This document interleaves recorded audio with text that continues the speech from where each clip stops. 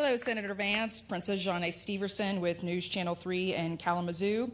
I wanted to get your reaction on how you feel about President Joe Biden has been handling the Israel attack that happened yesterday. Well, I don't know that Joe Biden knows where he is, and so I don't know what I think about Joe Biden's response to the Israel situation because, look, this is the biggest scandal, I think, in American politics in a generation. That for 3.5 years, the American people have been saddled with a president who clearly doesn't have the abilities to do the job. It's sad, but it's also something that should anger Americans because who went out on television and lied to them and told them that Joe Biden could do the job? Kamala Harris, and it is a disgrace. And because of it, we are in the midst of a major conflict, and America doesn't have a president who can do the job.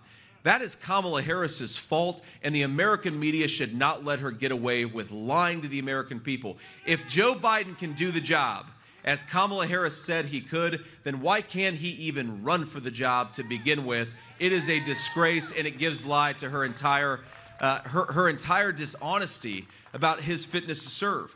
I mean, look, my attitude on this is very simple. And it's funny, I didn't notice this last night at the debate, but they said, what do you think about Israel launching a preemptive strike? And then it occurred to me today, well, hell, the Iranians just launched 180 ballistic missiles. That's not a preemptive strike when you strike back. That is responding to an aggressive attack, and Israel ought to have the right to do whatever it thinks it needs to do to secure its own security.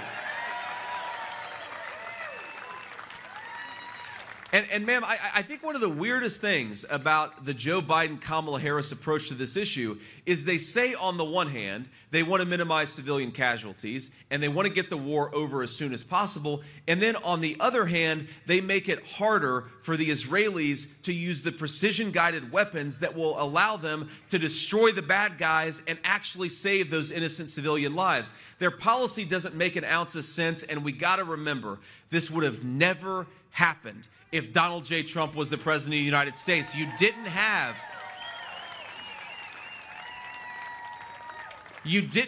terrorist organizations launching these disgusting attacks. You didn't have one country invading its neighbors because Donald Trump was strong and Donald Trump was smart. And that strength and that intelligent diplomacy kept the world at peace.